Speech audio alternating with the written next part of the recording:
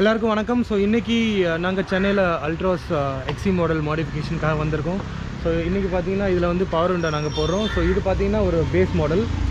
So இந்த base model இந்த manual தான் வரும். ஸோ இது வந்து ரொம்ப இரிட்டேட்டிங்காக இருக்குதுன்னு சொல்லிட்டு நம்ம கஸ்டமர் சொல்லியிருந்தாங்க. ஸோ இதை வந்து நாங்கள் வந்து டாப் மாடலில் இருக்க மாதிரி பவர் விண்டோ பண்ண போகிறோம். ஸோ ஆல்ரெடி நம்ம மெக்கானிக் வந்து இது எல்லாத்தையும் கழட்டிட்டாப்பில். ஸோ எப்படியும் 1 மணி நேரம் ஆகும் அப்படின்னு சொன்னோம். பார்ப்போம் எவ்வளோ நேரம் ஆகுது, அதுக்கப்புறம் எப்படி இருக்குது அந்த ஃபினிஷ், அதெல்லாம் பார்ப்போம் நாங்கள்.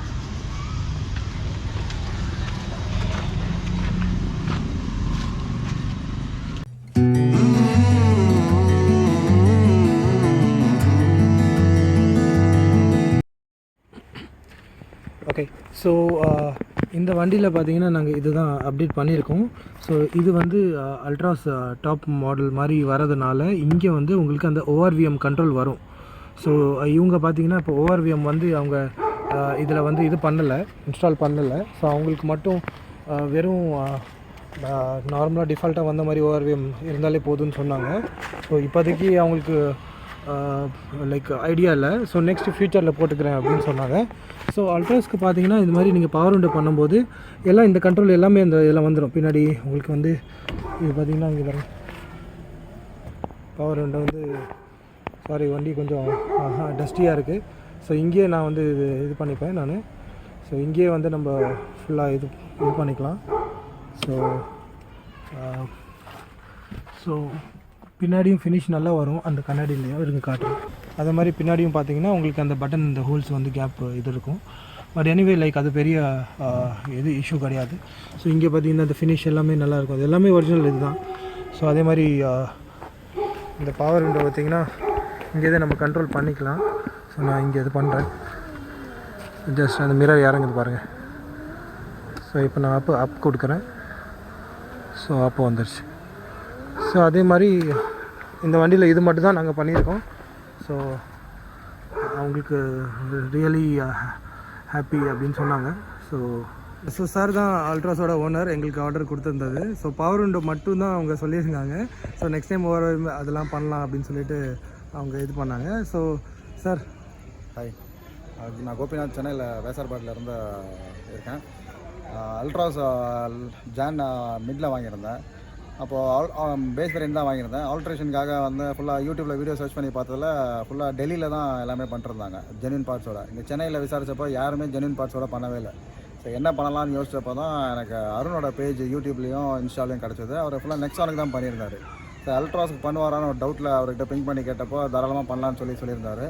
சொன்னப்போ அவர் அப்ரோச் பண்ணப்போ எனக்கு மெயினாக 3 மாடிஃபிகேஷன்ஸ் தான் தேவைப்படுது. எனக்கு ORVM, steering wheel control, 4 door power window, இந்த 4மே அவர் பண்ணி தரேன்னு சொன்னார். ரேட்டுமே வந்து டெல்லியில் என்ன ரேட் யூடியூப்பில் கோட் பண்ணாங்களோ அதே ரேட் தான் கோட் பண்ணார். பெருசாக பெரிய டிஃப்ரென்ஸ் வரல. சரி, அவர் அப்ரோச் பண்ணப்போ நான் இந்த 3மே பண்ணலான்ற ஐடியாவில் தான் அவர்கிட்ட நான் பேசியிருந்தேன். பட் ஒரு சில சர்க்கம்ஸ்டன்ஸால் என்னால் வெறும் பவர் விண்டோ தான் இப்போதைக்கு பண்ண முடிஞ்சது. மீதி 2 நெக்ஸ்ட் டைம் பண்ணிக்கலான்ட்டு விட்டேன். ஆனால் பவர் விண்டோ பொறுத்த வரைக்கும் எனக்கு நான் எப்போ சொன்னேனோ அதில் வந்து செகண்ட் டேலே எனக்கு ப்ராடக்ட்லாம் கொரியர் மூலியமாக வந்துருச்சு. எனக்குங்க வந்த ப்ராடக்ட்டை அவர் அடுத்த நாள்லேயே வந்து அவரோட பர்சன் டெல்லியிலேருந்து வர வச்சு ஒரு 2-3 ஹவர்ஸ்லேயே அந்த ஒர்க் முடிச்சு கொடுத்தாரு. ஸோ நான் ஆக்சுவலாக எதிர்பார்க்கல, இந்தளவுக்கு பர்ஃபெக்டாக இருக்கும்னு எதிர்பார்க்கல. பட் செம்ம பர்ஃபெக்டாக இருந்தது. எனக்கு என்னென்னா அதில் என்ன ஒரு டிசைன்னா ஓஆர்விஎம்மோட அந்த நாப் எனக்கு வந்து அதில் நான் போடாதனால அந்த நாப் வரல. அது ஒரு டம்மியாக ஒரு வேக்கண்ட் ஹோல் மாதிரி இருக்குது. அது ஒன்று தான் கொஞ்சம் லைட்டாக அதிருப்தியாக இருக்குது. பட் அது அவர் மேலே தப்பு இல்லை. நான் ஓஆர்விஎம் செலக்ட் பண்ணாதனால அந்த நாப் அந்த சுவிட்ச் அங்கே கொடுக்க முடியலங்க. ஸோ நெக்ஸ்ட் டைம் நான் அந்த ஓஆர்விஎம் போடுறப்போ அந்த அந்த டம்மி ஹோல் வந்து நாபோட ரீப்ளேஸ் பண்ணிவிடுவாங்க. ஸோ பண்ணிட்டாங்கன்னா எனக்கு அப்படியே அதை டாப் ஹேண்டில் என்ன எப்படி இருக்கோ அதே மாதிரி தான் இருக்குது. ஸோ ஃபினிஷ் எல்லாமே செம்ம பக்காவாக இருக்குது. ஒர்க் செம்ம நீட்டாக இருந்தது. எனக்கு ஓவரால் எனக்கு ரொம்ப சாட்டிஸ்ஃபைடாக இருந்தது. நெக்ஸ்ட் டைம் கண்டிப்பாக ஸ்டேரிங் வீல் கண்ட்ரோலும் அதுக்கப்புறம் ஓஆர்விஎம் கண்டிப்பாக அவர்கிட்ட தான் பண்ணுவேன் நான். ஸோ இங்கே லோக்கலில் பண்ண ஆஃப்டர் மார்க்கெட்டில் தான் பண்ணுறாங்க. அது தெரிஞ்ச ஒரு 2-3 பேர் அல்ட்ராஸ் பண்ணியிருந்தாங்க. ஒரு வருஷத்துலேயே அது கரெக்டாக ஃபிட் ஆகலை. தனியாக ஒரு எக்ஸ்டர்னலாக ஏதோ ஒரு தனியாக எடுத்து மாட்டி வச்ச மாதிரி இருக்காது. இது ஃபேக்ட்ரி ஃபிட் வர மாதிரி அதிலே ஃபிட் ஆகி வரல. எக்ஸ்டர்னலாக ஒரு எடுத்து மாட்டின மாதிரி இருக்குது.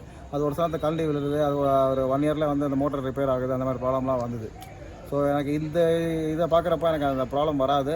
பார்ட்ஸும் பார்த்தா எல்லாமே ஜென்யூனாக தான் இருந்தது. பாக்ஸில் இருந்து அந்த ஹோலோகிராம் ஸ்டிக்கர்லேருந்து எல்லாமே வந்து டாட்டாவோட பார்ட்ஸ் தான் இருந்தது. ஸோ ஓவரால் எனக்கு ரொம்ப சாட்டிஸ்ஃபைடாக இருந்தது. ஆக்சுவலாக பவர் விண்டோ கூட நான் ஃபஸ்ட்டு வேணாம் தான் இருந்தேன். ஆனால் இப்போ என் ஒய்ஃப்க்கு வந்து அவளுக்கு கொஞ்சம் அவளால் அந்த பின்னாடி வந்து அந்த நாபை ரொட்டேட் பண்ண முடியல அவளால். ஸோ அதனால் அதை போடணுன்றதுக்காக அவர்கிட்ட அப்ரோச் பண்ணி போட்டேன். ஸோ ஓவரால் எக்ஸ்பீரியன்ஸ் எனக்கு இது ஒன்று தான் பண்ணேன். இது ஒன்றுக்கே எனக்கு ரொம்ப சாட்டிஸ்ஃபைடாக இருந்தது. ஸோ ஃபர்தராக நெக்ஸ்ட் வீடியோவில் வந்து உங்களுக்கு கண்டிப்பாக இந்த ஓவர் யூமும் ஸ்டேரிங் வீல் கண்ட்ரோல் பண்ணுறப்போ அதோட ரிவ்யூஸும் ஃபீட்பேக்கும் நான் கண்டிப்பாக உங்களுக்கு நான் ஷேர் பண்ணுறேன். கண்டிப்பாக தேங்க்யூ சார்.